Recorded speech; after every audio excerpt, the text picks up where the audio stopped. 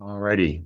Good afternoon, everyone, and glad to be back with everybody. And I hope everybody's enjoying a little bit of information on these different topics. And today, the feature obviously is going to be on greenhouse cucumbers. And this almost should be a different category than what we normally think of in relation to cucumbers. And we'll explain why as we go through here. I'm going to give a little bit of an introductory part, and then I'm going to turn it on to the grower master herself, Wanda, as we get going.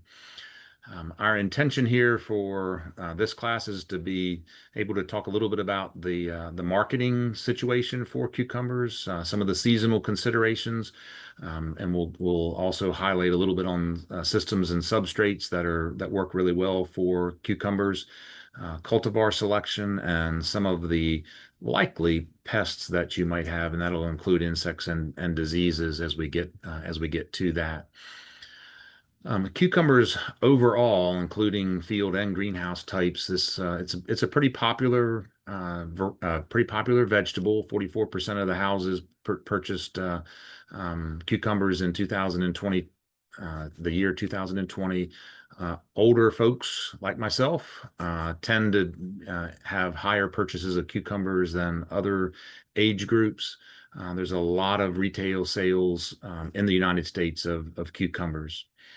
In terms of greenhouse production, there are different types that we may be referring to as we go through this presentation. The English or European type, those are the traditional long seedless types, and those are the ones that you would normally be familiar with being shrink wrapped in the grocery store.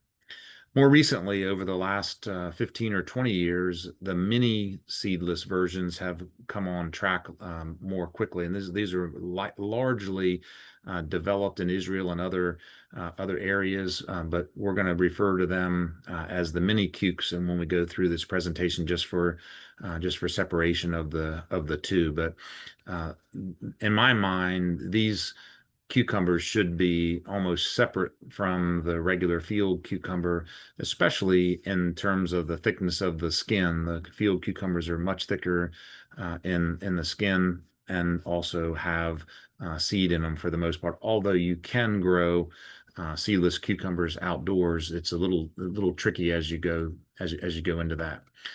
So for the seasonal considerations here, greenhouse cultivars typically are not the same that would be used for outdoor use. The varieties that are used in protected culture, greenhouses and high tunnels are really tender, very thin skin, are much more susceptible to diseases and also susceptible to physical damage. The winds and things like that can rough up the very tender fruit. And they're also in this category of parthenocarpic vegetables. And in the case of parthenocarpic, what we mean here is that in the case of greenhouse types of cucumbers, that the flowers that are put out are entirely female. They do not need to be pollinated to produce a fruit large enough to go to market. So that's where we get the seedless version of this. So we have basically a plant that puts out all female flowers, and it's just a plant that's able to grow that embryo type of fruit large enough to be able to harvest. In many cases, things like squash, for instance, if it doesn't get pollinated, it's not going to continue to grow. But in parthenocarpic varieties, it's just able to grow to a size that we can market, which we can then take advantage of. Cucumbers are really susceptible to cold temperatures, so we can't push them too early in the season. We got to take care of them once we get into the greenhouse. We can't let temperatures go in the cold area for sure. We would prefer to be able to keep the temperatures within the structures above 60 degrees Fahrenheit. It doesn't mean that they're going to die at 55 degrees or 50 degrees, but they're going to slow down, and you are going to start seeing cold injury at temperatures well above freezing. So, so cucumbers, needless to say, are very susceptible to cold weather. High tunnels, if it's not heated, is not that useful for growing winter crops of these types of seedless cucumbers, especially if you're in North Florida. I know that some attendees for this class are down in South Florida. You might be able to get away with it in some of the very deep southern parts of Florida, but for Alabama, Georgia, and North Florida, typically our winters are going to be cold enough that even in a protected tunnel, the temperatures are going to get down too cold to really be a very viable crop. High summer temperatures are a little bit more tolerable, actually. We've had growers who have had to shut down tomato production in the summer, but have been able to keep going with cucumbers. However, I'm not saying that they're as good as a perfect fall or perfect spring set of conditions, but they can tolerate higher temperatures and humidity a little bit better. When we try to go through the summer in a ventilated greenhouse, you're definitely going to get more diseases. Spider mites are going to be almost a written guarantee from Wanda and I, and the yields are typically going to be lower and a little less fruit quality. But you can push through some of these cucumbers with the right variety selection and right environmental controls. The ventilation piece and cooling systems are really, really important in all of these crops in this area. If we're going to try to grow through the summer, we're likely to going to need some type of a shading system, and the maximum amount of shade that you want over the summertime is going to be 50%. So somewhere in that range of 30 to 50% is going to be what you need. Keep in mind that when you're calculating the total amount of shading, include the greenhouse covers. If the greenhouse covers are dirty, it's going to give you, greater shading, so forth and so on. But once you get above 50% shade in the summertime, the quality of that crop inside begins to go down because you just don't have enough light, even though the temperatures are really, really high. The other key here is that because these are parthenocarpic varieties, they need to be excluded from outdoor seeded varieties. So if you have a garden outside with seeded varieties and you've got an open tunnel, for instance, and bees could potentially bring pollen from the regular variety of cucumbers out in the garden the female flowers of a parthenocarpic variety will accept pollen. And now you've got a seeded cucumber. When this happens, and we have seen this a number of times when this has happened, you tend to get a really poorly shapen, and part of it gets pollinated, part of it doesn't. So you get a really gnarly looking fruit, part of it with seed and part of it not. So be cautious about that. If you're going to grow in a protected structure, you're going to need to be able to exclude the bees from bringing pollen in from the field. Just a couple things before we turn it over to Wanda here in terms of planning and expectations. When you get the crop started, it typically takes about 4 weeks from the time you seed to the time the transplant is going to be put into the production system. From that point, after you transplant, you typically are going to be 4 weeks from transplanting to first harvest, and that'll vary with a different variety. That some of the minis are going to be ready a little quicker than some of the regular standard European types. And then you're going to have a harvest period of somewhere in the vicinity of 6 to 8 weeks. It could go more than that if you really take good care of the crop, but that's sort of a general time frame for what's going to happen there. So you would be able to grow multiple crops a year in the same greenhouse. The yields are basically a half a pound to a pound, although you will have certain weeks under perfect conditions that you'll go well over a pound per plant, and that varies between cultivars. Typically, the mini cukes are not going to give you the same as much total yield as the regular European burpless seedless types. But that's just a sort of a general comparison. The other good thing about these cucumbers is that the majority of them, if not all of them, if you do a good job of pruning out some of the ones that might be a little misshapen, that you can get well over 90% of the fruit to be able to be marketed for you. So with that, I'm going to turn it over to Wanda, and she'll go over the production systems and substrates that we've been used to working with here at Live Oak. So hello, everybody. So Bob talked about the difference between greenhouse cucumbers and field cucumbers. So we want you to forget everything that you know about field production and cucumbers, because the greenhouse is a whole new world. So seeds are generally grown. They're not direct sown, so they're generally grown in a soilless substrate in some type of seedling flat. A larger cell seedling flat will give you, with a most likely a peat-based germination mix. A larger cell will give you a sturdier plant to start off with. It will set you off on a good size to begin with.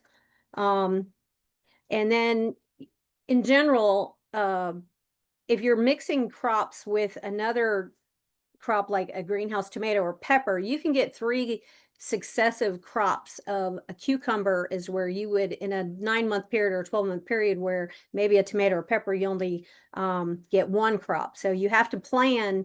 If you're going to do succession planting, you need to plan ahead very carefully, because you're going to be interplanting with crops that are already maturing and growing and starting off at different stages. So it gets a little tricky when you mix crops. So that's that one.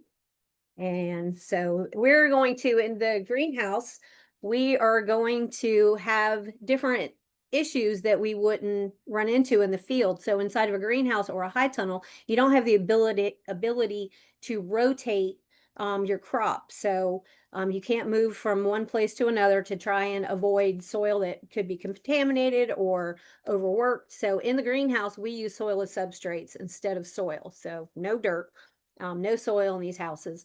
But we also don't have to worry about fumigating soil in high tunnels and greenhouses and things like that. So we use soilless substrates for better uniform control of water and nutrient. They have good drainage. They're designed this way, and therefore they have better aeration. They have better overall soil properties with the ability to have good root structure, and then leaching and providing air to the roots of the plant.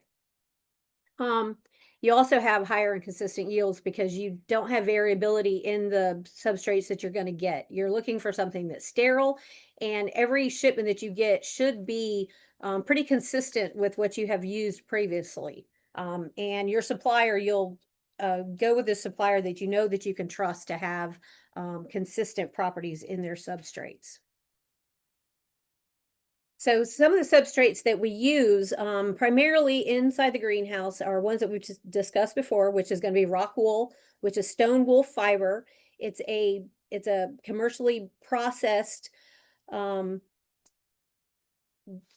byproduct of a volcanic rock, that it is spun and then it's compressed into different forms. So it can be in a slab, cube. Sometimes there's loose fill. And it is specifically designed for hydroponic production. Another one that's very popular that we use a lot is coconut coir. And this can come in loose fill. It can come in pressed blocks or lay flat slabs. Perlite is another one that we use in indoor containers, especially in a reservoir or a lay flat bag, and then pine bark. So, and we'll get into those a little bit more. So over the past few decades, the list of substrates has grown, and the quality of those has also greatly improved through use and the idea that they can rinse and buffer some of these substrates. But to know that they need to be consistent and they need to be sterile. Okay. So how are we going to decide which production systems and which substrates we're going to use? The ones that are most common are, I talked about, lay flat bags and slabs. Those could be perlite bags. Those could be rock wool bags, dehydrated and pressed coconut fiber or core. The coconut fiber for cucumbers is usually a mixed core that has some larger pieces, and it has some coconut fiber fines in it that helps keep some moisture in the bag, because cucumbers tend to pull a lot of water and require a lot of water. So they can be pre-filled. They can come already ready to lay out, and you just cut a small hole in it. You fill the bags with either your nutrient solution or water to get them hydrated, and then you cut a hole in them. If they're not already pre-cut, depending on what company that you're using, you can cut them yourselves. and then plant your plant. And then you'll want to put a small, if you're using a lay flat bag, you want to put a small drainage hole about 1 inch up off the side. So you leave a little bit of a reservoir just in case something happens and they're pulling more water than you're giving them. So you won't have a problem with wilting. Um, Overall, you may still have some issues. You really have to manage the water and check the irrigation on these small containers to make sure that you're not under irrigating. It's hard to over irrigate them, but it's really easy to under irrigate them.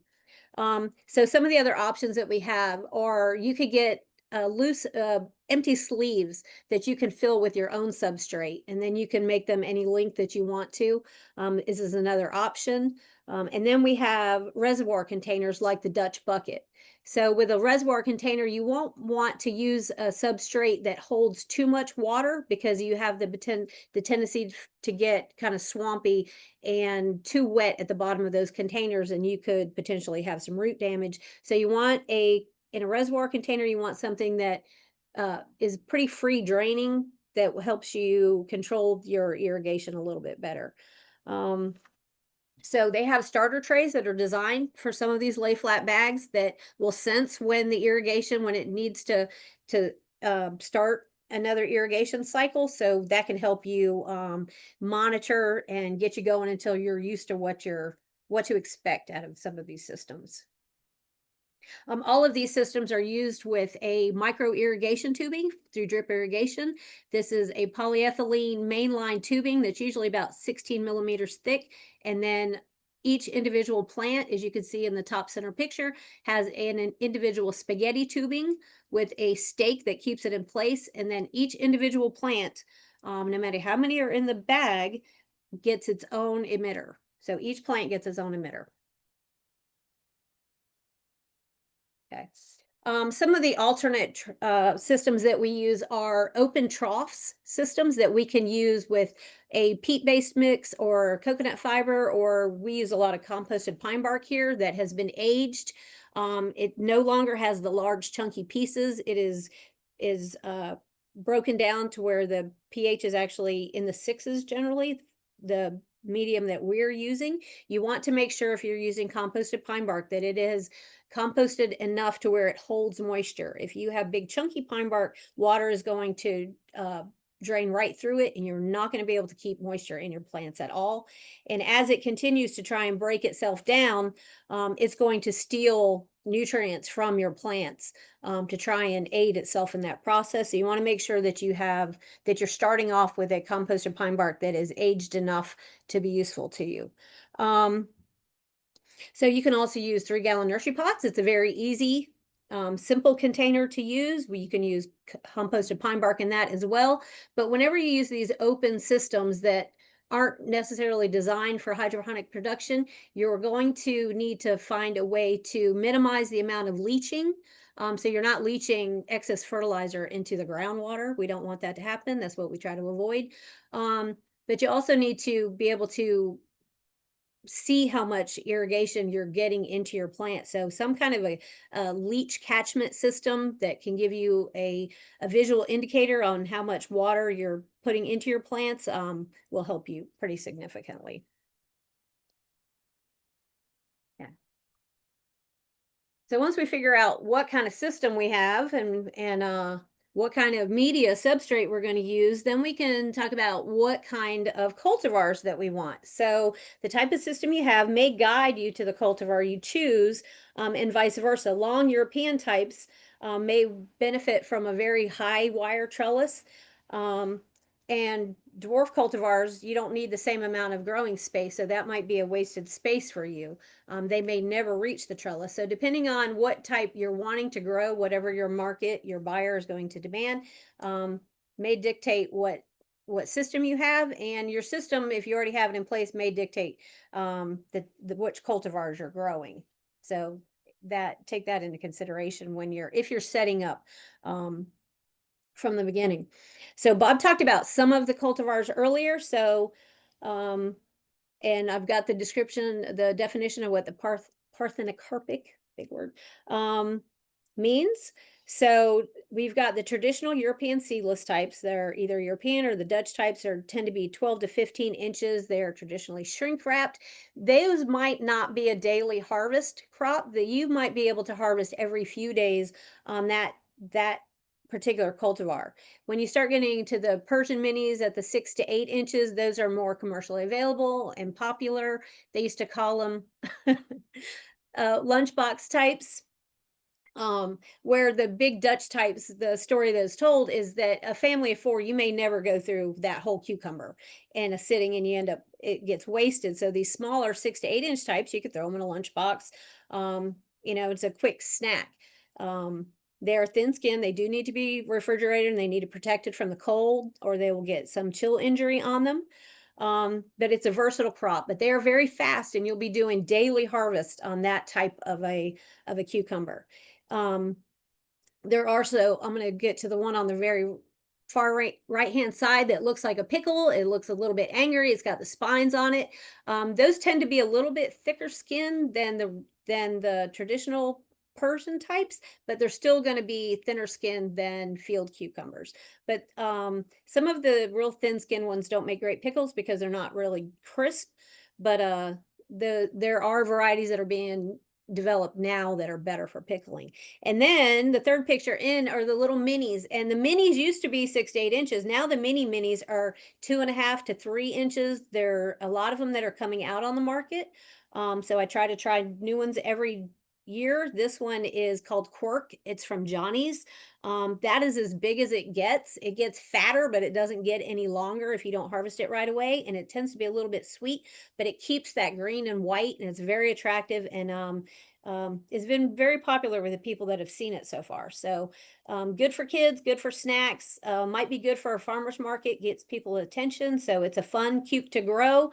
But the vines do not get very long. It might be only 5 or 6 feet compared to 30 feet on another cucumber vine. So think about that when you're setting up. You need to know that before you're setting up your system. If you are mixing crops, Bob talked about parthenocarpic and the fact that we do not want these pollinated. So if you're mixing crops and you have some of these variety cultivars that may produce some male flowers on them, and you have tomatoes possibly in your house that you are using bumblebees to pollinate with, they could potentially pollinate if you've got a mix of different cucumber varieties. So you have to be very careful about that. Bob talked about the skin on the seedless cucumbers are very thinner than traditional cukes. So if you have, and the cucumber leaves are very abrasive. So if you are rough in handling your cucumbers when you're trying to train them or harvesting them, if they rub up against young fruit, you could pit that skin, you could scratch it, and as it continues to grow out, the fruit shape will distort, and you'll end up with potentially a very unmarketable fruit that has scars all over it. So you want to be kind of gentle with them. And you even need to make sure that your horizontal airflow fans aren't beating the tops of the trellises as your vines reach the top of the trellis. So you might want to pay attention where your fans are blowing if you're using these tall vining crops. And then wanted just a clarification, when I was using the term fertilization, I was talking about fertilization of the flower. So what we mean here is that they're going to be allowed to develop fruit without pollination in that situation. And I think that, a lot of our small growers like these minis because they don't need to be shrink wrapped, and it saves a lot of time. In the old days, when the only option was the traditional European ones, which have to be shrink wrapped or they dehydrate, that all these little ones provide really good opportunities for direct marketing, for master gardening programs and other kinds of things. You can have some really high quality stuff in comparison to the traditional European seedless variety. And if you're doing school gardens or master gardeners or home gardeners, if commercial is not your target audience, then these small dwarf varieties are very popular. Because you can put them on a porch, you can put them in a small space, and you don't have to worry about having a higher wire trellis. So I'm a big fan of the little small guys. Plus you can just eat them kind of on the go. So now we'll get into how are we going to, on this high wire string and support systems for high wire trellises. My trellises here we consider it high, but it's about 8 feet, and I'm 5 foot tall, so that's high for me. Um, so the idea is that you attach the cucumber vine to a polyethylene, what we call vine twine, with a small clip, same ones that we use for the tomatoes that have teeth in them that secure the clip. And then you clockwise wind, always the same direction, around that string until it hits the trellis. We use an umbrella style method. So once it hits the top of the trellis, we gently work it over the trellis, and then it falls gradually, passively back to the ground. Um, and that you don't no longer need the winding or the clips to keep it supported. Some people do use roller hooks, the same ones that we use for tomato. So if you're trying to extend your season a little bit and you've got that high wire, you can let them down and walk them over. It's a fast crop, and if you're trying to make it to the end of the season, that might benefit you instead of having to replant. But cucumbers are pretty fast growing, so if you've got enough of the season left, it might be good to start again with a nice healthy plant, not battle insects or disease issues and just get rolling again. But if you're kind of nearing the end of your season, having that ability to just lower and lean and keep your vines going might just get you to the finish line a little bit. As you're coming over your trellis, the cable, that is where you're going to do a lot of damage to these cucumbers. So if you try to come over too hard, too fast, you can kink that stem, and you may not kill the plant, but you could stunt it, or you could actually kink it and you not get any more growth out of it. So you try to gradually walk it over the trellis. You could even walk it sideways and down the next plant to make it an easier transition coming down. Cucumbers are a little unruly. You can see in that bottom picture where the cucumber grew up inside the roller hook. They will grow up inside the clips. So you have to kind of manage and see where the fruit is hanging as you're training them, because you don't want to bind them up in the strings. You don't want to bind them in the clips or anything, because that's your money. So you got to be careful about not knocking them off, not damaging them as you're going, not nicking them. So that's your money. So you want to be careful with it. So there's a So these are some of the options. On the left-hand side, that is a big commercial operation. They have got high wire. Those trellises are around 14 feet tall. You're not going to stand on a ladder. You're going to have to, and those are on a lower and lean method. So you're going to have an automated scissor lift that's going to be needed to manage that crop. The center picture, you could do that, still a high trellis. You could do that with probably a ladder. You're going to be standing on a ladder. You're not going to be able to do this standing on your feet. But you can see there's a lot of wood supports in that tunnel, and I'm not a fan of the wood, just because it harbors pathogens. It can harbor pest residue. So anytime you can get away from wood in a greenhouse or a tunnel, that will assist you in the end. But if that's what you have, that's what you have. And then the far right is our greenhouse, and that's a open trough method that we're using organic inputs. And you can see that I'm 5 foot tall and I'm on a step ladder. That gets me to our 8-foot trellis, but it is still a lot of ladder work. So just keep that in mind when you're talking about growing greenhouse cucumbers. Yep. All right, so weekly crop maintenance. This is not a crop that you can take your eyes off of. Things happen very rapidly with cucumbers. So every week you are going to be winding your cukes, which winding and trellising, you're going to be clipping them at least once a week, depending on the variety, the cultivar that you've got. Some of them are slower, some of them are very fast. You are going to be working those cucumbers multiple days a week. So between suckering, taking the leaves off the bottom. So you're going to remove at your point of harvest, any leaves that are below your point of harvest, you're going to take those leaves off. You don't need them anymore. It's just a good place to suck up water nutrients and harbor potential pests and disease. So you want to get those off. You also want to remove them because it'll let air flow more readily through your crop. So you want to make sure that you're leaf pruning, and then you're picking the leaves up off the ground and throwing them away instantly. You do not want to leave a lot of leaf residue on the ground, because it's just a good place for insects and pathogens to reside.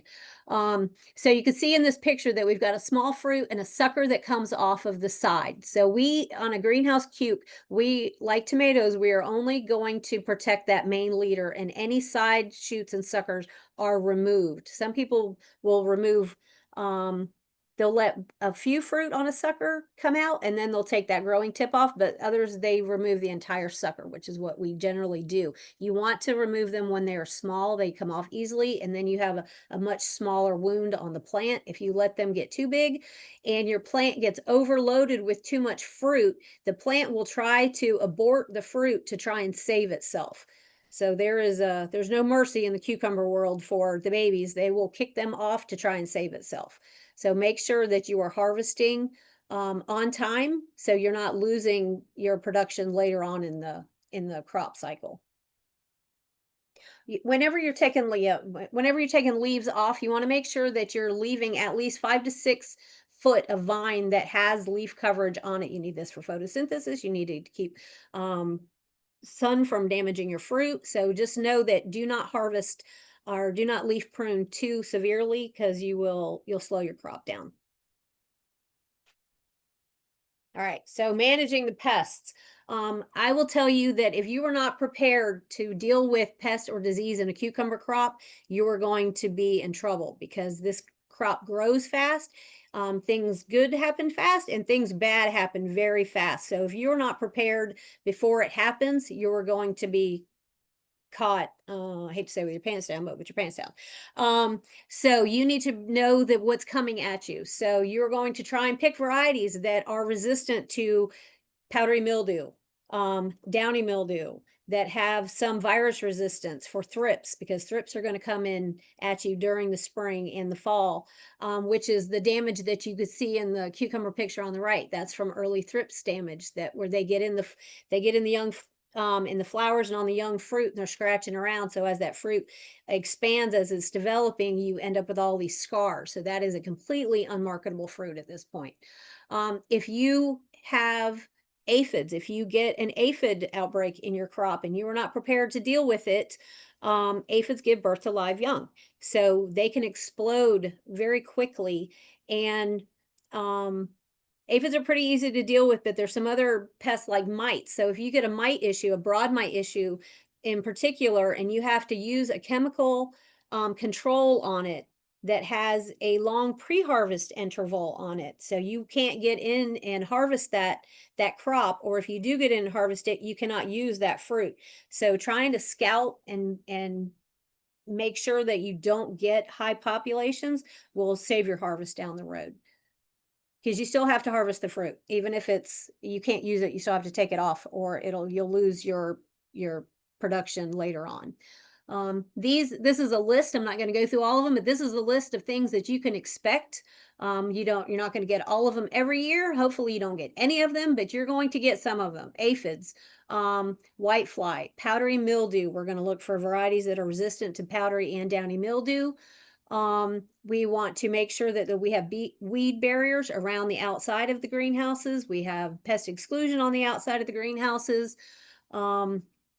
And foot baths, try and make sure that no pathogens come in. So everything that we can do to keep things out, we're going to do to try and eliminate this issue. So this is what can happen. So you can see the picture on the left-hand side is a young plant. I mean, it has just got the first string put on it. It's just got the first clip, and it has already been exposed. It's already succumbed to powdery mildew. That is on the leaf surface before we really see the signs of it. So chances are it is infected most of the plants around it. And if you're already have an infection that early in the crop, then you're going to have a bad season. So that's unfortunate. So we want to make sure that we're picking varieties that are powdery mildew resistant. This is a lot. So I know that you can take a screenshot of this, and I know Jeremy is releasing all of the recordings, so you can have this. This is how we control our crop here. This is basically our setup. This was put together from a trial that we did. So this is kind of everything that we're doing. So we're using Dutch buckets. They are expensive, but they last for a long time. They're easy to clean. They're easy to set up. You can store them. We use 100% perlite inside. is clean, it's stable, it's easy for me to get rid of, and I can add it to the compost. Unlike rock wool that I have to commercially incinerate, so I do like using perlite or coconut fiber. We have an 8-foot trellis. We do have fans and a cool pad and heaters, and we have everything here that we need to. It is not inexpensive to grow cucumbers indoors if you are running fans and heat. So it's not an inexpensive crop. But it is in that specialty category, so you should be asking more money for that crop to cover those expensive. You are going to be scouting every time you walk in the door, so you're going to have your grower toolbox set up right off the jump. You know what pests to expect, you know what diseases to expect, so you're going to be ready for them to handle them the second that they arise and not have to wait. And then know that this is a crop that is going to demand a lot of time. You cannot go 2 and 3 days without putting your eyes on a cucumber crop and not expect to have suckers running everywhere or fruit aborting. They have tendrils, they lock themselves to each other and they climb all over. So you're really going to have to have a gentle hand because you don't want to ruffle them up, but you can't walk away from them. You're going to have to put a lot of time into a good cucumber crop.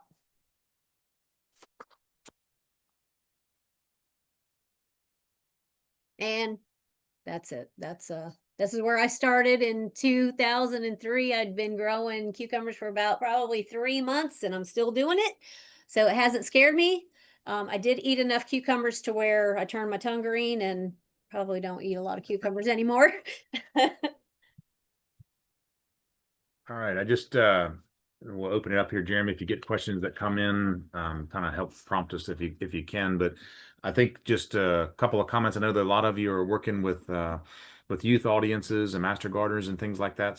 Some in some cases small farmers, and I believe that a lot of times when those kinds of situations come about, that people think they want to grow tomatoes, and I would just suggest that has a much larger, much higher likelihood of success than tomatoes. So we probably have talked more people out of growing tomatoes and maybe tried to convert them over to cucumbers, at least initially, because it's a very fast crop. If something happens and you lose the crop, you still got time to start over again. So there's a number of advantages if cucumbers fits into the model of what you all are doing with your clientele. That's one of the things that struck me as we were going through here, that you have just a much more likelihood of success with cucumbers. And then I would also just emphasize one other point that Wanda made is if the cucumbers get ahead of you and you get a big long vine that's 4 feet and you haven't dealt with it, you're going to have a lot of damage in trying to put that thing back together again because the leaves and stems are so abrasive. So it is a crop that you definitely have to keep up with. But with that, that's our cucumber story, and we're happy to take questions.